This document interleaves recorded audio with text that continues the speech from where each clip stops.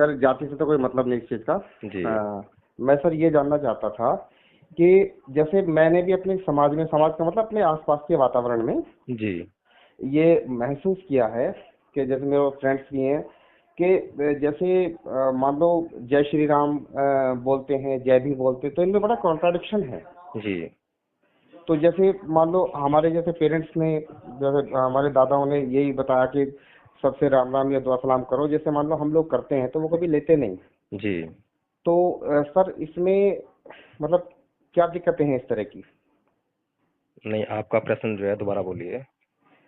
Sir मेरा सवाल ये है कि जैसे मान लो हम किसी का आदर करने के लिए, आदर सम्मान करने के लिए, जैसे हमारे बड़े ने बड़े माँ बाप दादाओं ने यही सिखाया कि मान लो कोई मिलता है या किसी का सम्मान करने के लिए नमस्ते या नमस्कार या राम राम हम बोलते हैं। तो जैसे मान लो इस तरह के लोग हमें मिलते हैं जैसे जो मतलब जय श्री राम नहीं लेते, तो उन मतलब ये क्या वजह है जो जैसे हम उनका सत्कार कर रहे हैं या मतलब हम उनको आदर दे मतलब रहे ये हैं? आप पूछना चाह रहे हैं कि वो लोग जो हैं, जब हम किसी बड़ी जाति के लोग जो अपने आप को कहते हैं, हाँ हाँ। उनको जब हम जो है राम राम कहते हैं, तो वो हमारी राम राम नहीं लेते। नहीं नहीं, वो तो लेते हैं। जैसे हाँ। मान लो जैसे हमारे साथ में कुछ शेड्यूल कास्ट के लोग भी हैं जो काम करते हैं, जी तो वो जबकि हम साथ साथ काम करते हैं तो जी। वो कभी हमारी राम राम नहीं लेते। अच्छा अच्छा अच्छा। मतलब ये है हाँ कि अपने साथी लोग जो हैं, जो जय भीम वाले हैं, हाँ हाँ हाँ। वो राम राम नहीं लेते। हाँ राम राम नहीं लेते। जबकि मतलब समय बदला है, अब तो वो सारी सही मायने में ऊंच नीच सब खत्म हो चुकी हैं। हम्म। अब तो जब डॉक्टर भीमराव अम्बेडकर ने मतलब ये जो इतने नियम कानून बनाए संविधान के अंदर, ये सारी जैसे अनटचेबिलिटी है या वो सारी चीजें हैं, बहुत सारी चीजें खत्म कर दी हैं। जी। अब वो कोई मानने को मानते रहो, लेकिन सबसे बड़ी चीज तो इंसानियत से बड़ी कोई चीज है नहीं वैसे तो। मेरा मानना अच्छा, तो ये है। क्या नाम बताया आपने? मेरा नाम तो सर उमेश कुमार है। उमेश कुमार कश्यप जी। मुझे एक बात बताइए जी। कि जहर जो है किन परिस्थितियों में अपना असर छोड़ देता है? जहर किन कोई, परिस्थितियों में अपना असर हाँ, छोड़ देता है? जब उसका एंटीडोट कोई मिले। कोई समय, काल, या कोई व्यक्ति, कोई प्राणी, जिस पर कि वो अपना असर जो है छोड़ दे। हाँ वो मैंने इलाज नहीं पूछा, मैंने हाँ पूछा है अच्छा कि अच्छा। कभी भी उसका इस्तेमाल किया जाए तो क्या वो हाँ अपना असर दिखाए बगैर बाज आएगा? जहर जो है किसी अच्छा अच्छा। प्राणी को दिया जाए, किसी भी प्राणी जी को कभी भी दिया जाए, जी जी जी। किन्हीं भी परिस्थितियों में दिया जाए, तो उसका प्रभाव क्या होगा? नहीं सर, जहर अगर आप देंगे तो प्रभाव तो उसका रहेगा ही रहेगा, ये तो रहेगा है ना? ही है। तो हाँ बस, तो बिल्कुल फिर रहेगा। इसी प्रकार से जो सिस्टम ही गलत है, अच्छा जो कल्चर ही गलत है, जो अच्छा। मान्यताएं, जो परंपराएं ही गलत हैं, हम्म। उनको आप चाहे कभी भी किन्हीं भी परिस्थितियों में इस्तेमाल कीजिए, वो अपना जो असर है वही देंगे, जो उसका अच्छा अच्छा। नेचर है, जो उसका स्वभाव है। तो इसीलिए जो है अम्बेडकरवादी जो हैं, ये जी समझ जी चुके हैं, जी जी क्योंकि बाबा साहब डॉक्टर भीमराव अम्बेडकर ने कहा जी कि यह हिंदू धर्म एक नरक के समान है, जी जी। और इसे जितना जल्दी हो सके उतना छोड़ दो। और साथ में ये भी कहा कि मैं हिंदू धर्म पैदा हुआ, या मेरे बस की बात नहीं थी, लेकिन मैं हिंदू धर्म में मरूंगा नहीं। हाँ ठीक है। हाँ, मैं बिल्कुल सही बात है। अब दो बातें होती हैं। जी जी। एक तो ये कि उस वक्त जो है असमानता थी, भेदभाव था, अत्याचार था, इसलिए उन्होंने उससे पीड़ित होकर जो है वह हिंदू हाँ धर्म छोड़ा। बिल्कुल बिल्कुल। ठीक है। अच्छा, जी जी। अब दूसरी बात ये होती है कि अगर उस धर्म में अब समानता पैदा हो जाए, हाँ। अत्याचार बंद हो जाए, भेदभाव रुक जाए, जी जी तो क्या तब भी हमें उसको छोड़ना चाहिए? ये दूसरा सवाल, ठीक है ना?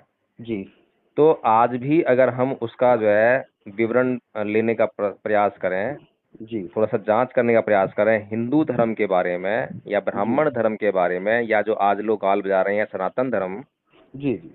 तो हम ये देखते हैं कि गांधी जी ने बाबा साहब डॉक्टर भीमराव अम्बेडकर को यह कहा था। बाबा साहब ने पेशकश रखी थी कि आप जो है हिंदू धर्म में सुधार कीजिए, जी हाँ, ये और कहा था। हिंदू बिल्कुल धर्म में से जो है वर्ण व्यवस्था को निकाल दीजिए। बिल्कुल बिल्कुल तो बिल्कुल, यही गांधी जी ने बात है। क्या बोला? गांधी जी बोले कि वर्णाश्रम व्यवस्था तो हिंदू धर्म की आत्मा है। और गांधी जी हम्म। बिल्कुल सही बोल रहे थे, हाँ हाँ। क्योंकि आपके वेदों में, महाभारत में, गीता जी में, रामायण में, सब में तो ये यही आधार है। जी अगर इस आधार को निकाल दिया तो हिंदू धर्म ही खत्म हो जाएगा। तो कुल मिलाकर ये है कि हिंदू धर्म एक जहर है, और वो जहर ही रहेगा।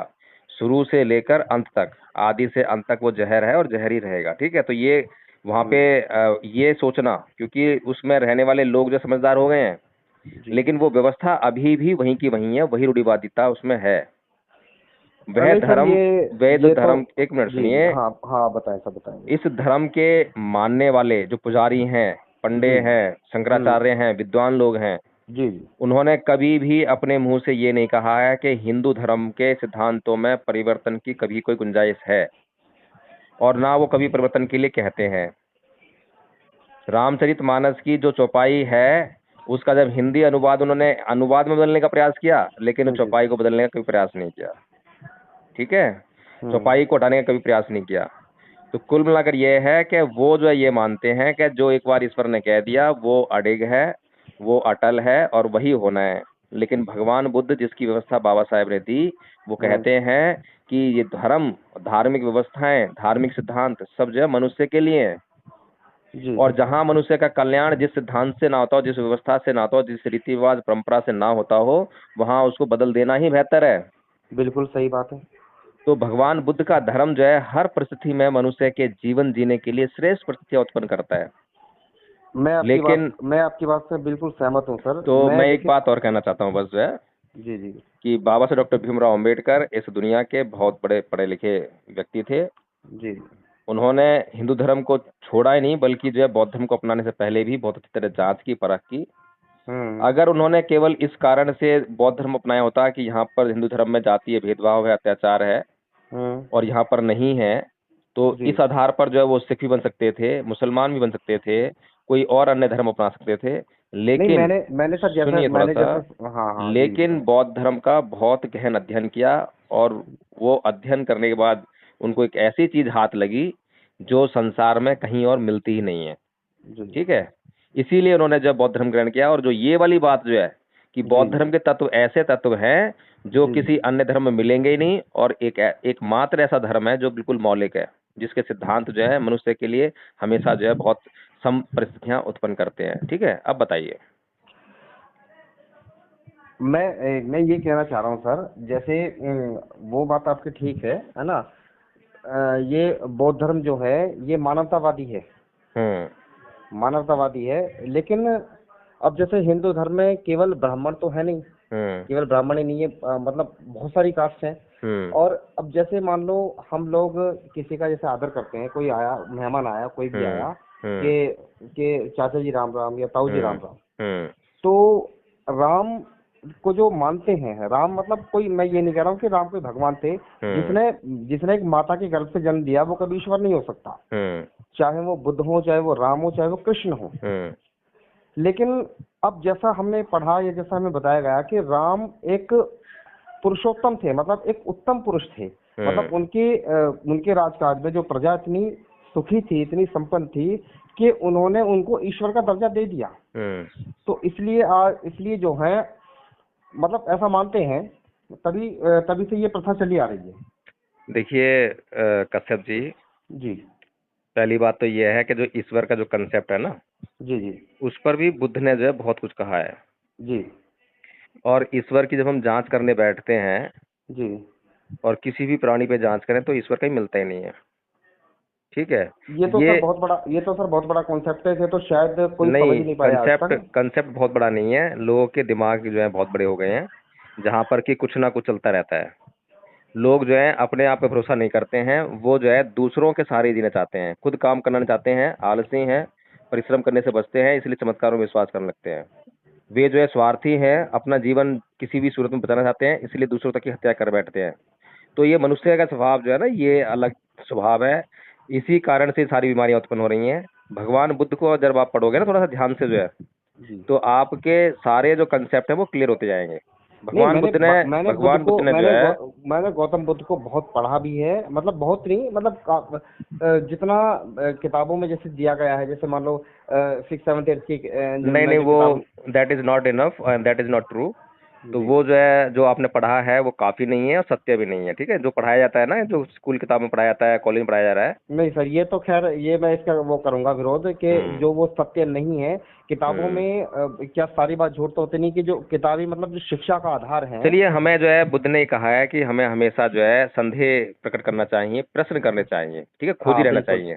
हाँ बिल्कुल। ये केवल बुद्धि कहते हैं, बाकी दुनिया का धर्म कोई नहीं कहते, ठीक है। तो जी जब हम बुद्ध के बारे में ये पढ़ते हैं कि बुद्ध को एक दिन जो है, जब वो राजमहल से निकले 29 वर्ष की अवस्था में, तो उनको एक मृत व्यक्ति दिखाई दिया, एक बूढ़ा दिखाई दिया, एक बीमार दिखाई दिया, एक जी मतलब इस तरह से अवस्था दिखाई, संन्यास दिखाई दिया, ठीक है। जी जी। तो उन्होंने इन चारों अवस्थाओं को देखकर जो है उसी दिन गृह त्याग कर दिया, रात के अंधेरे में, ठीक है। अच्छा।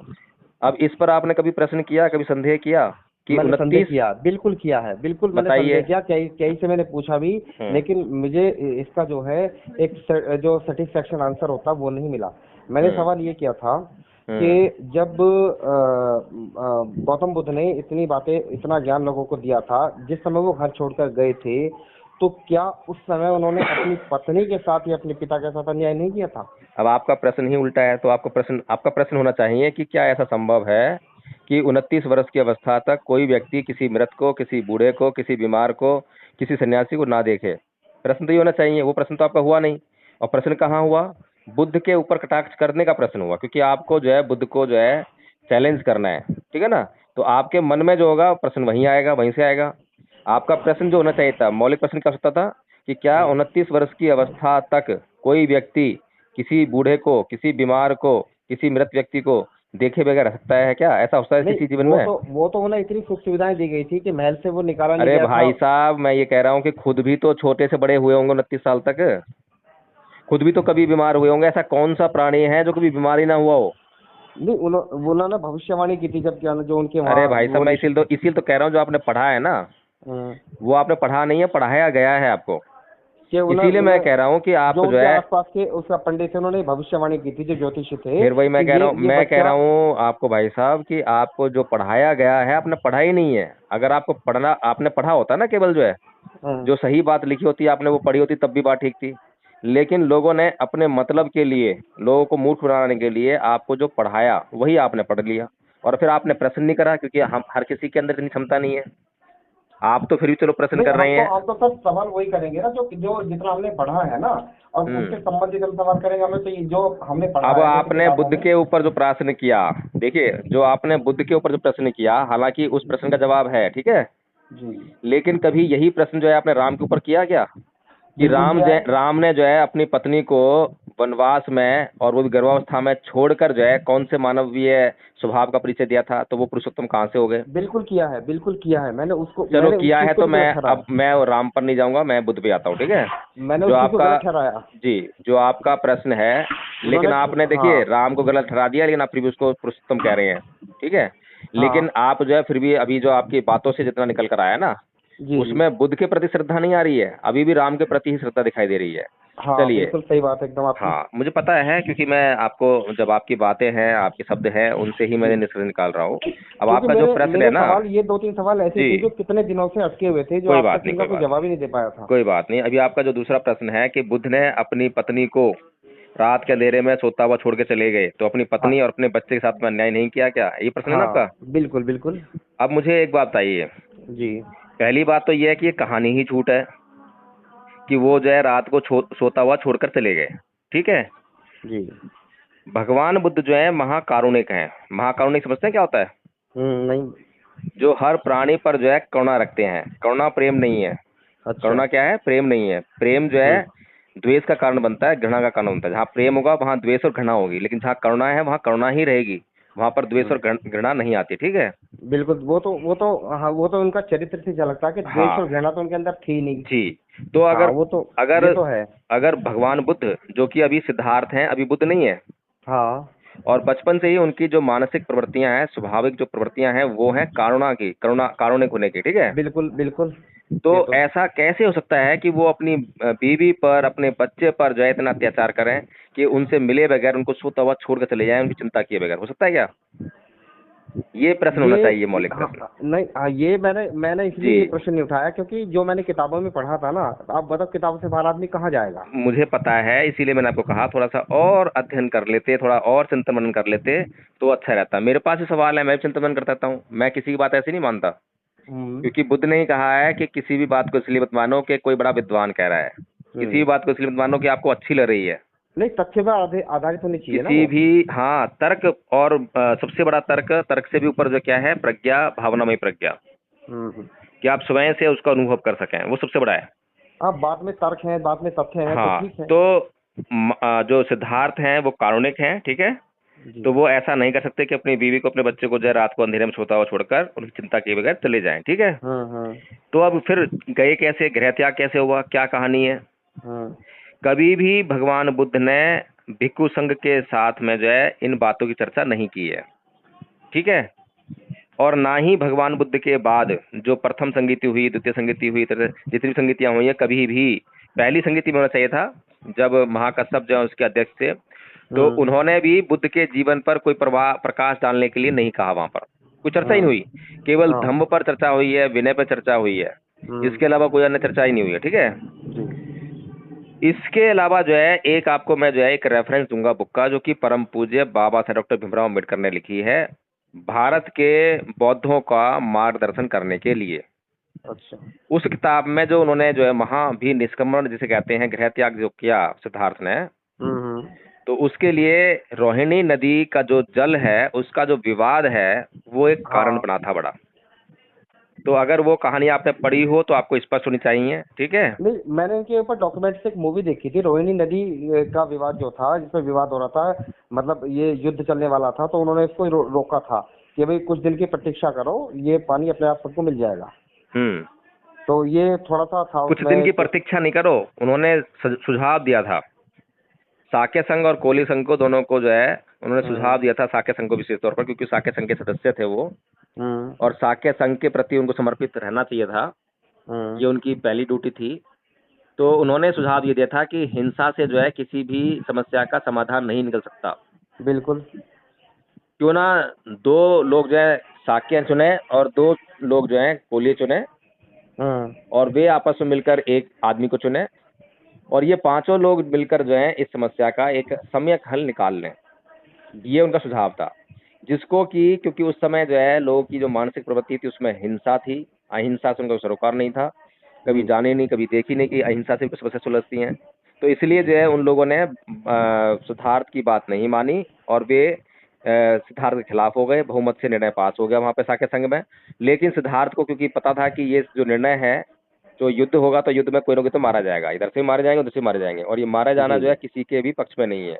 जी। जी। तो इसलिए वो अंत तक जो अपने अपने बताए गए सुझाव पर अटल रहे, क्योंकि वो साक्य संघ के सदस्य थे, इसलिए वो साक्य संघ के नियमों के विरुद्ध नहीं जा सकते थे, और नियमों के विरुद्ध जाने पर उन्हें जो है दंड का भागी होना ही था। तो उनके लिए दो तरह की सजाओं का प्रावधान किया गया। एक तो ये कि उनके परिवार की सारी संपत्ति को जो जब्त कर लिया जाए, जी। ठीक है। दूसरा ये था कि सिद्धार्थ को देश निकाल दिया जाए। तो परिवार की संपत्ति जब्त ना करवा कर जो है उन्होंने ये स्वीकार किया कि मैं जो है देश से निकल जाना ही मेरे लिए बेहतर है, अकेला हाँ, मैं इस ये भी डूबूंगा। मैंने कुछ एक यूट्यूब पे मैंने थोड़ा सा देखा था इसका हिस्सा भी, ये वाला। नहीं, आप जो है देखिए, यूट्यूब पे भी वीडियो देख सकते हैं, पढ़ाई भी कर सकते हैं, सबको सुन सकते हैं, लेकिन अपने खुद विवेक का इस्तेमाल करें, ठीक है। नहीं, अब एक और प्रश्न। विवेक का इस्तेमाल तो आदमी तभी करेगा ना जब, मतलब अब किताबों, आदमी जब मतलब पढ़ता है। नहीं, अब विवेक शिक्षा का भी है। इस्तेमाल जो है आदमी सही दिशा में नहीं कर पाता है, बड़े बड़े डॉक्टर और पीएचडी होल्डर जो है नहीं कर पा रहे हैं, खैर हम जो है जनसाधारण से कैसे उम्मीद करेंगे। लेकिन फिर भी चलिए कोई बात नहीं, आपके प्रश्न है, मेरे से आपने प्रश्न किए हैं, थोड़ा मैं आपको जो बता देता हूँ। तो जो, नहीं, मैंने भी सर आपसे प्रश्न इसलिए किए हैं कि मैंने आपका इतना पोलाइटली रूप देखा है, और जी मुझे जी, ऐसे लोग बड़े अच्छे लगते हैं जो बिल्कुल पोलाइटली बात करते हैं, और जिनके अंदर विनम्र भाव होता है जी। नहीं, बात करने का तो तरीका यही है, इसी से बात हो सकती है।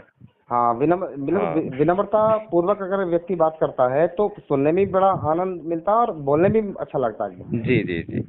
तो अब जो है सिद्धार्थ ने अब अन्याय किया या नहीं किया, इस बात पे आते हैं, ठीक है। जी। अब अगर मैंने शादी की है जी। तो मुझे जो है एक बंधन में बंधना पड़ता है पत्नी के साथ में। जी। फिर बच्चा हो गया तो उसकी भी देखरेख करनी पड़ती है, जी। बिल्कुल। ठीक है। हम्म। लेकिन ये जितने भी संसार के जो बंधन हम बांधते हैं, जी। क्या ये बंधन जो है सनातन है, यानी कि हमेशा हमेशा के लिए बने रहने वाले हैं क्या? नहीं, बिल्कुल भी नहीं, ये तो इस हाँ, जन्म के हैं केवल। नहीं इस इसी जन्म जन्म के के हैं। नहीं, केवल मृत्यु तक हैं ये। हाँ, एक दिन जन्म वो बात। मृत्यु जो है उनको अरे अलग सर, कर वही तो ही बात है, देगी। इस जीवन के, मैंने कहा इस जीवन तक के हैं। तो चलिए ठीक है, जब तक जीवन है, जब तक आपकी जीवन बात, है तब तक है। जी आपकी बात सही साबित होती है, ठीक है। जी। तो कुल मिलाकर ये है कि मृत्यु जो है एक ना एक दिन अपनी पत्नी से भी और अपने बच्चे से भी जी। उनको जुदा कर ही देगी, कर देगी ना। बिल बिल्कुल कर देगी। अब चाहे पत्नी और बच्चा किसी भी आर्थिक स्थिति में हो, किसी भी सामाजिक स्थिति में हो, कैसी व्यवस्था में जी। और वह जो मृत्यु का क्षण है वो कभी भी आ सकता है। बिल्कुल। हो सकता है 40 वर्ष बाद आए, हो सकता है जी। तत्क्षण आ जाए, जी। ठीक है। जी। तो यानी कि ऐसा कोई भी संबंध जो है संसार में सत्य नहीं है। बिल्कुल। तो सत्य क्या है? सत्य है विरक्ति, अलग होना ही सत्य है। लेकिन इस संसार के लोग जो है नाना प्रकार के संबंधों के प्रति जो है लगातार आसक्ति बनाए रखते हैं और वो आसक्ति उनके दुख का कारण बनती है। आपकी तो बात एकदम सही है, आसक्ति जो लगाव है वही दुख का कारण होता है। तो जी, इसका मतलब अगर ये चीज नहीं होगी तो व्यक्ति अपने कर्तव्यों का पालन नहीं कर पाएगा, फिर तो ना वो शादी होगी, ना बच्चे होंगे, ना उनकी देख रेख कर पाएगा, ना उनके प्रति देखिए, लगाव उसका अब होगा। अब आप जो है अपनी जो विवेक है आपका जो है उसको फिर से आप जो है सेंट्रलाइज कीजिए, फिर से सोचिए। आप जो है एक बार श्रद्धा से युक्त होकर सोचने का प्रयास कीजिए, क्योंकि हम जी। आलोचक होते हैं किसी के, तो हम केवल वही सोचते हैं जो हमें सोचने के लिए हमारा जो दिमाग कह रहा है, जो हमारी बातें पहले से दिमाग में भरी हुई हैं, वो हमें जी। जिस तरफ दिशा में ले जाएगी ना, तो हम उसी दिशा में सोच पाएंगे। जी। हम जो है बिल्कुल तटस्थ होकर समता में रहकर नहीं सोच पाते हैं, ठीक है। अगर हम सिद्धार्थ की ही बात करें खाली जो है, तो जी। सिद्धार्थ की पत्नी को कोई भी आर्थिक दुख नहीं है, कोई समस्या नहीं है, हम्म। राजमहल में है, पिता वहाँ मौजूद हैं, सुरक्षा की भी कोई दिक्कत नहीं है, ठीक है। ना जी। ही पुत्र के साथ में कोई ऐसी समस्या है। हम्म। अब जो हमने बात कही विरक्ति की, कि किसी भी क्षण मृत्यु आ जाए तो भी जी। उनको किसी भी हाल में जीना ही पड़ेगा। तो सिद्धार्थ के मन में जो प्रश्न है, जी। जिन जो प्रश्न उनको जो है चैन से जीने नहीं दे रहे हैं, तो जी। एक बुद्धिमान व्यक्ति तो जो है उन प्रश्नों की खोज में जाएगा ना, जाएगा नहीं जाएगा? जी। भाई बिल्कुल। गृहस्थी में रह के जब आदमी जी नहीं पा रहा है, चाहे वो कितना भी पुत्र के मोह में हो, पत्नी के मोह में हो, लेकिन प्रश्न उसको जीने नहीं दे रहे हैं, तो क्या करेगा? प्रश्नों की खोज में जाएगा ना, या तो किसी स्कूल में जाएगा, कॉलेज में जाएगा, जहाँ उसके प्रश्न का जवाब मिल जाए। लेकिन उस वक्त क्या व्यवस्था थी कि भाई ये जो प्रश्न है, ये प्रश्न जो है गृह त्याग करके ही इसका सोल्यूशन हो सकता है। इसके लिए बड़ा तपस्या करनी पड़ेगी, बड़ा ध्यान लगाना पड़ेगा, साधना करनी पड़ेगी, था ना उसके लिए मार्ग जो वो। तो इसीलिए चलिए जो सर, है आप उस, जो कह रहे हैं, आप जो कह रहे हैं वो भी अपने आधार पे कह रहे हैं, लेकिन खैर मैं इन बातों से वैसे ज्यादा नहीं मैं सेटिस्फाई हूँ अपने नहीं। आधार पे नहीं कह रहा हूँ, मैं जो कह रहा हूँ उसको आपने भी जो है कहा है कि हाँ ऐसा कोई भी संबंध जो है, कोई भी बंधन जो है सनातन नहीं है इस दुनिया में। हाँ, ये यहाँ तक सबसे तो बड़ी बिल्कुल सच्चाई सही है। है। नहीं, यहाँ तक तो सही है, लेकिन जहाँ तक आपने जवाब देने की वाली बात की थी ना, ये वाली, तो वो चीज़ तो व्यक्ति वहाँ रहकर भी खोज सकता है। भाई तपस्या, साहब वहां पर तपस्या वो रहकर, चीज़। अब मुझे एक बात बताइए, जी। आपकी बात को मैं ठीक मान लेता हूँ, अगर गृहस्थ में रहकर सारे ज्ञान प्राप्त हो सकते तो फिर उसे गृहस्थ रहकर ही कर लेते ना उसको जो है। अब जो ज्ञान बुद्ध ने प्राप्त किया, पता है वो ज्ञान क्या है? हम्म। आपको पता भी नहीं हो क्योंकि आपने अध्ययन नहीं करा उस चीज का। बुद्ध ने जो ज्ञान प्राप्त किया वो था कि जीवन का लक्ष्य क्या है। आपने कभी सोचा है कि जो प्राणी जन्म ले रहे हैं, चाहे वो जी। मनुष्य है, पशु है, पक्षी है, ये जन्म ले क्यों रहे हैं? अब एक आदमी जो है जब पैदा होता है तब से लेकर और जब तक मरता है, पूरी जिंदगी जो है वो कुछ ना कुछ काम करता रहता है, इतनी हाँ। व्यवस्था करता है, इतनी संपत्ति इकट्ठी करता है, फिर मर जाता है। जी। इतनी पढ़ाई लिखाई करी, इतनी संपत्ति इकट्ठी करी, किस लिए? मरने के लिए। बताओ मुझे जरा अब, तो सर, कभी सोचा है किसी ने? मृत्यु तो जीवन का अंतिम नहीं सत्य वो है। सत्य तो है, लेकिन खाली उस सत्य को पाने के लिए ही क्या इतनी मेहनत करी थी क्या? तो आखिर आप। लक्ष्य क्या है? तो वो लक्ष्य को कोई नहीं ढूंढ पाया। अब तक जो ऋषि मुनि थे, जो जाकर जो है जंगलों में तपस्या करते थे, बहुत कठोर कठोर तपस्या करते थे, पता है किस लिए करते थे? सुख की खोज में करते थे ना। हम्म। सुख खोजना है, स्वर्ग खोना है, स्वर्ग को पाना है, अप्सराएं पानी है, हम्म। शांति पानी है ना। शांति। इनकी खोज में जो वो जो है बड़े घने जो जंगल में जाया करते थे, आश्रम बनाया करते थे, वहां रह के तपस्या करते थे। लेकिन वो जो है लगातार तपस्या करने के बाद भी कभी किसी को जो है ना तो शांति मिली, ना कोई अप्सरा मिली, ना स्वर्ग मिला, ना सुख मिला। क्या मिलता गया उसके बदले? दुख ही दुख मिलता गया, ठीक है। लेकिन उसके बाद जब बुद्ध, जब उनके विपरीत दिशा में गए, यानी कि जहाँ पे वो लोग सुख शांति की खोज कर रहे थे, अप्सराओं स्वर्ग की खोज कर रहे थे, बुद्ध ने क्या खोजा? दुख, कि मैं दुख को खोजूंगा। तो जब वो दुख को खोजने गए तो दुख को खोजते खोजते उन्होंने दुख को डिफाइन किया, और जिस चीज को हम डिफाइन कर लेते हैं उसको खोज ही लेते हैं। तो जब उन्होंने उसको डिफाइन कर लिया और उसको खोज लिया, तो उसका कारण जान लिया कि भाई इसका कारण ये है, तो उन्होंने दुख का अंत कर दिया। कारण को जान लिया तो अंत कर दिया ना। जैसे कि आप अपने जब डॉक्टर के पास जाते हैं तो क्या बोलते हैं उसको?